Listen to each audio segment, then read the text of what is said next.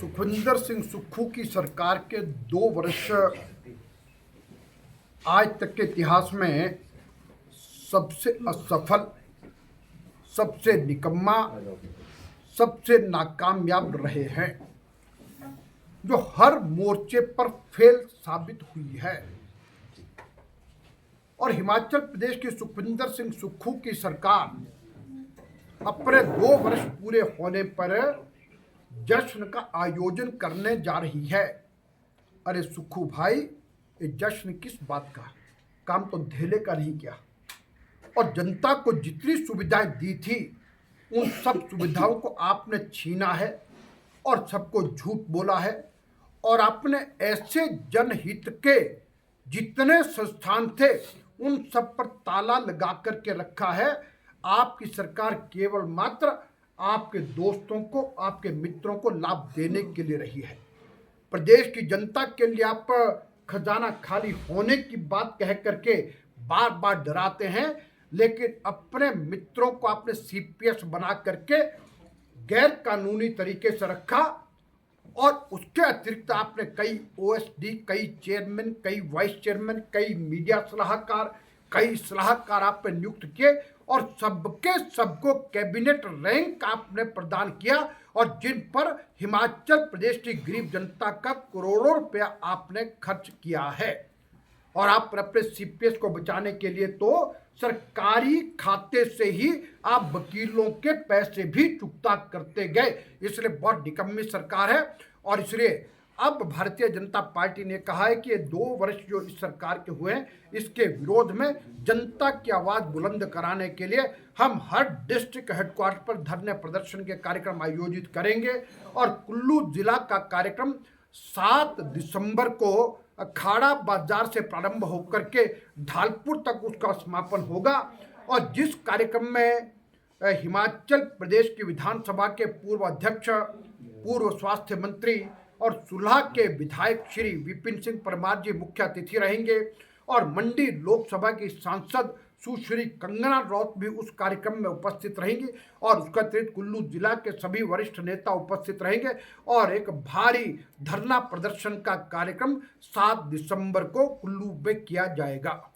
Sir, सरकार कह रही है कि 7 गारंटियां दी है। सबसे पहले तो महिलाओं से झूठ बोला।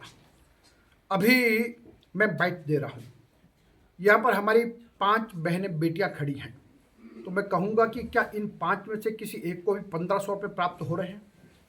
अरे चुनाव से पहले तो आपने कहा था कि 18 से लेकर के 60 साल के बीच में कोई भी होगा, किसी पर कोई शर्त नहीं होगी, हर एक को 1500 रुपये देंगे जितने एक परिवार में महिलाएं होंगी।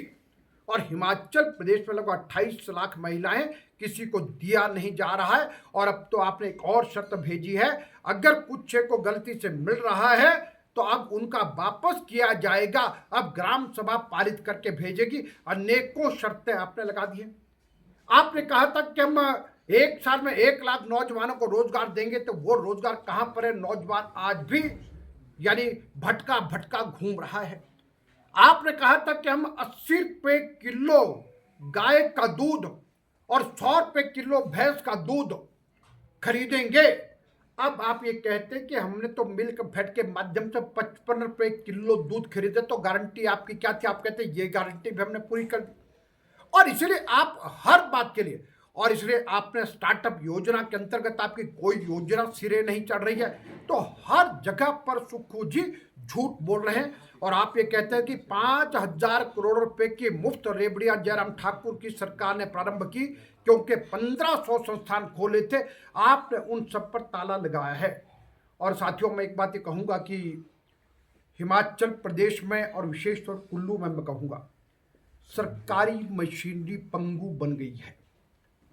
आपके जिलाधीश से लेकर के पुलिस अधीक्षक से लेकर के नीचे तक सारी सरकारी मशीनरी मूक दर्शक बनी है। कुल्लू के दशहरा में सारी व्यवस्था अस्त व्यस्त थी, लेकिन ऐसी सरकार हमने कभी नहीं देखी जहां पर लोग वर्दी पहन के, जहां पर अधिकारी सबके सब नाचने में व्यस्त है, लेकिन जनता कितनी परेशान थी। और इसलिए किसी प्रकार का निर्णय लेने में वो सक्षम नहीं है। और मैं तो कहूँगा, या तो वे सब इतनी कुंठा में है, या तो फिर सरकार के लोग उनको काम करने नहीं दे रहे या उनकी नीयत खराब है। लेकिन ऐसे तंत्र को एक बात कहूंगा कि संभल करके काम करें।